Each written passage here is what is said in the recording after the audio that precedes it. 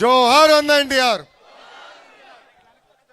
వేదిక మీద ఉన్న పెద్దలు, నేనెప్పుడు నా మెంటర్గా భావిస్తున్న గౌరవ కేంద్ర మంత్రి కుమారస్వామి గారికి, అదేవిధంగా వేదిక మీద ఉన్న ఇతర పెద్దలు మహారథులందరికీ నా హృదయపూర్వక నమస్కారాలు.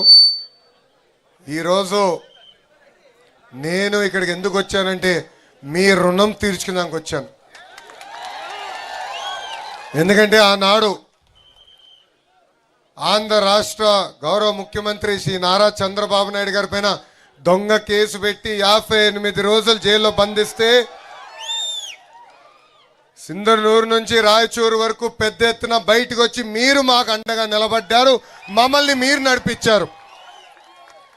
మీకు ఒక కార్యక్రమంగా అనిపించవచ్చు, కానీ నా తల్లి భువనేశ్వరమ్మ కానివ్వండి, నాకు కానివ్వండి, బ్రహ్మణికి కానివ్వండి, దేవాంశ్ కానివ్వండి, ఆ రోజు ఒక తెలియని పరిస్థితి, భవిష్యత్తు ఎలా ఉంటుందో తెలియదు.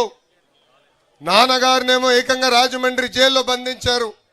ప్రజలు ఏమనుకుంటున్నారో ఆలోచించిన రోజు మీరు బయటకు వచ్చారు, మీరు మాకు అండగా నిలబడ్డారు. ఆ రుణం తీర్చుకునేదానికే ఈ రోజు మీ లోకేష్ మీ ముందర నిలబడ్డారు. ఆ 58 రోజులు బాబు గారిని ఎప్పుడు కలిసినా చెప్పేవాడిని, వాళ్ళు చేస్తున్న ఆరోపణలు ఎవరు నమ్మట్లేదు. కాశ్మీర్ నుంచి కన్యాకుమారి వరకు భారతదేశం మొత్తం మనతో ఉంది, ప్రత్యేకంగా తెలుగోలు మొత్తం మనతోనే ఉన్నారు, మీరు అధైర్యపడద్దని ఆనాడు చెప్పా.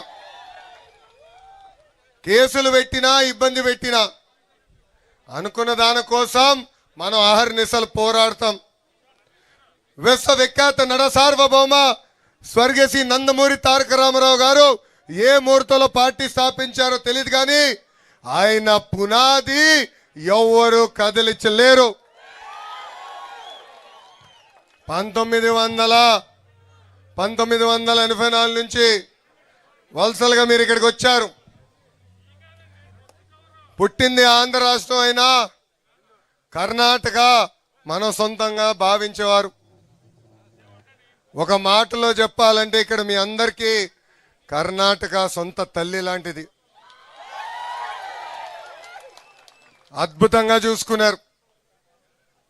మన నినాదం ఒకటే, తెలుగోలు ఎక్కడున్నా చల్లగా హాయిగా ఉండాలి, వాళ్ళకి అండగా నిలబడుతుంది ఆ పసుపు జెండా తెలుగుదేశం పార్టీ.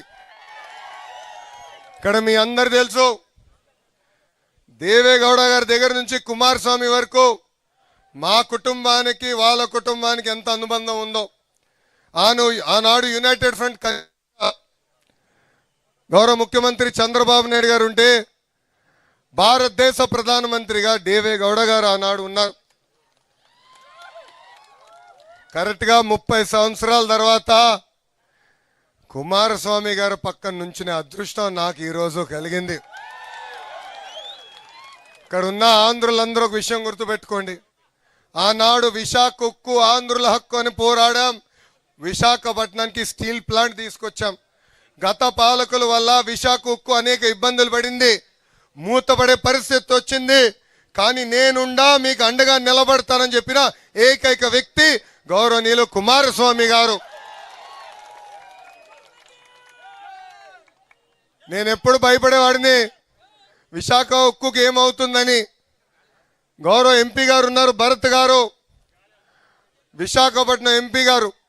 ఆయనకి ఎప్పుడు చెప్పేవారిని, సార్ నెల ఒక్కసారి ఆయన కన్విన్స్ చేయని. ఒక 10 సార్లు కలిసిన తర్వాత గురువుగారే నాకు ఫోన్ చేసి, బ్రదర్ ఎందుకు కంగారు పడుతున్నావు, విశాఖ ఉక్కుని కాపాడే బాధ్యత నేను తీసుకుంటానని చెప్పిన గొప్ప వ్యక్తి కుమారస్వామి గారు. అది ఒకటే కాదు, రెండోది ఆర్సిలర్ మిత్తల్ స్టీల్ ప్లాంట్, భారతదేశంలోని అతి పెద్ద గ్రీన్ స్టీల్ ప్లాంట్ ఈరోజు అనకాపల్లికి వచ్చిందంటే దానికి కారణం కూడా కుమారస్వామి గారు. అందుకే ఈ సభాముఖంగా ఇంకో విషయం చెప్పాలనుకున్నా, సార్ మేము మీకు రుణపడి ఉన్నాం.